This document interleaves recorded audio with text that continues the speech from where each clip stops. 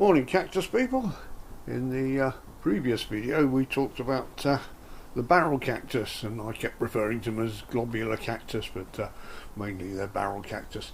So today I thought we'd have a closer look at one lot of the barrel cactus, which are the Mammillarias. It's probably one of the bigger sections. There's about 250 different species in there, and this isn't an ID. This is just a sort of overview. I've got ID videos if you want to look at Mammillaria IDs, and someone was kind enough recently to ask if I was going to do an update, but to be quite honest, I haven't got that many more Mammillarias than when I did the last ID video, so that one still stands really. So anyway, as I say, mainly globular, but some of them change, as you can see.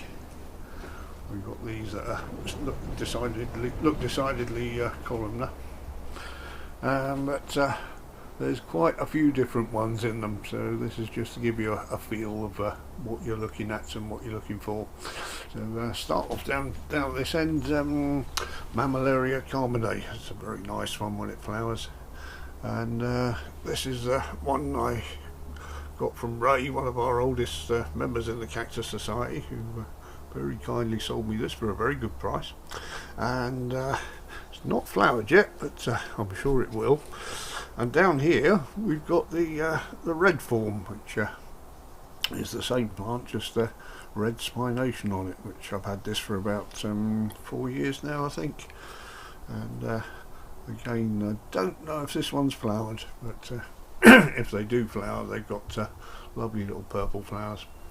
And over the back here, this one's getting bigger and bigger. It's a Mammillaria harniae, or harniana, sorry, and it looks nice and fluffy, but it's got the occasional spine sticking through here, quite a few spines sticking through, so it can get you. And again, these have a little crest of flowers going round.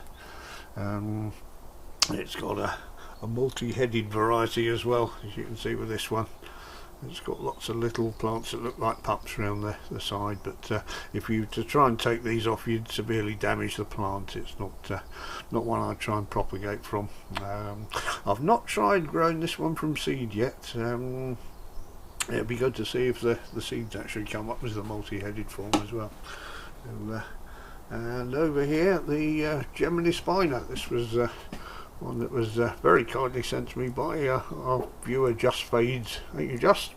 And I got a few seeds off this last year, and I think I've got one that survives the winter. I'm not sure, I'll have to check inside later. But Gemini spina, called that because it's got little twin spines down there, as if you can see. If I can get the camera at the right angle. Each one of those has got two spines coming out of the orioles. Orioles, that brings us on to why they're called Mammillaria. Mammillaria, same word stem as mammals. It comes from a Latin word for nipple or booby. As you can see, this one quite definite nipples on that one, isn't it? So this is longimamma, which means long nipples really. This one is one of the few you can take cuttings. These are actually, when they get this size, are called tubercles, which is a good word as well.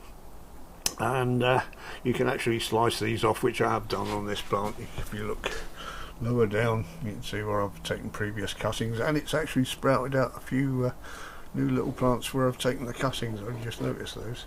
And look down here, here's one that was probably done last year, and what they do, the central tubercle will shrivel away and form new plants. You can see two coming either side there, and this is one that is a bit further on. That's the tubercle. You can just see the original tubercle down there, which will be absorbed, and the energy will go into the two new plants. So I could split those up and make two separate plants out of that.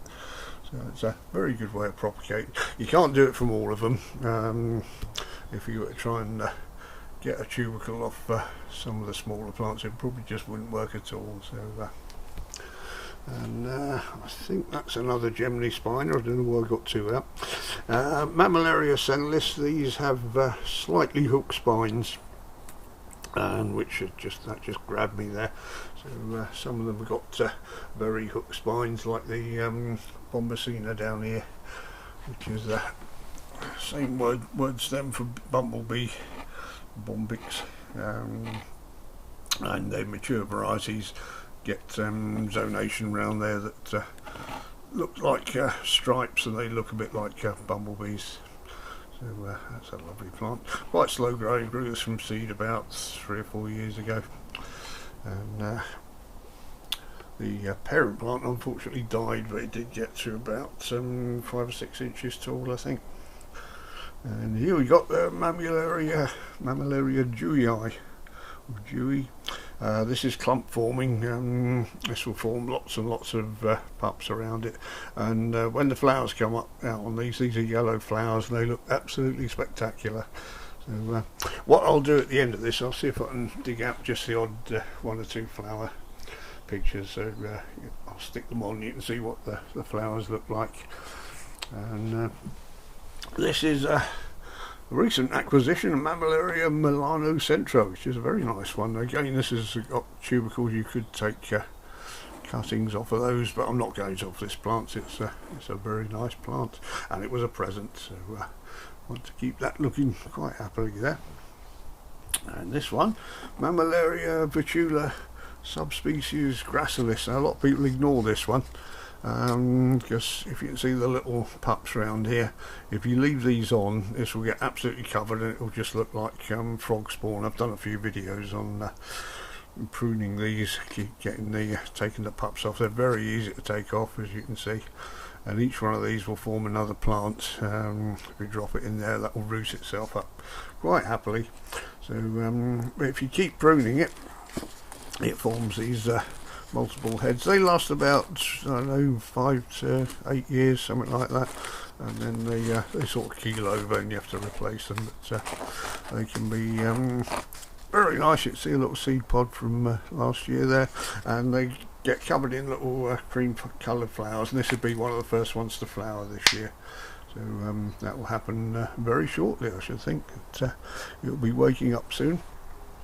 And Mammillaria maturidae, this is one of the ones that tend to fall over when they get mature.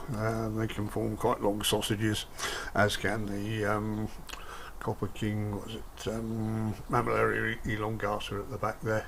Which this one, Mammillaria fraliana, this is the only one I've ever seen of these, so I'm not sure if this is the right growth on it or not.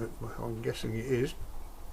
It got a bit of sooty mould at the end where it had a mealybug infestation last year, but new growth on the end. No, it looks like it's dying, but it's keeping going.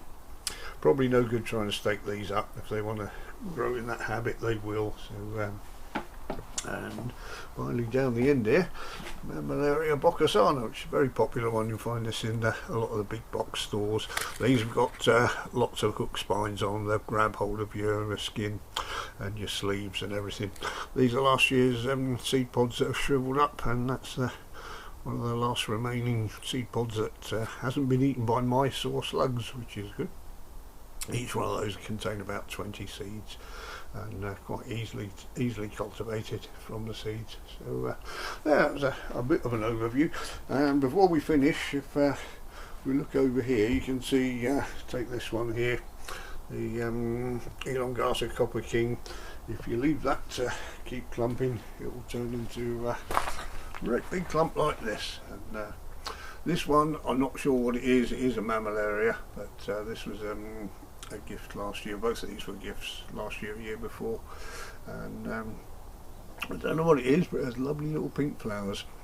Anyway, hope that helps with identifying your Mammillarias. As I say, I've got a couple of Mammillaria ID videos, and I'll put a link in the description to them. So thank you very much for looking everyone. I'll see you in the next video.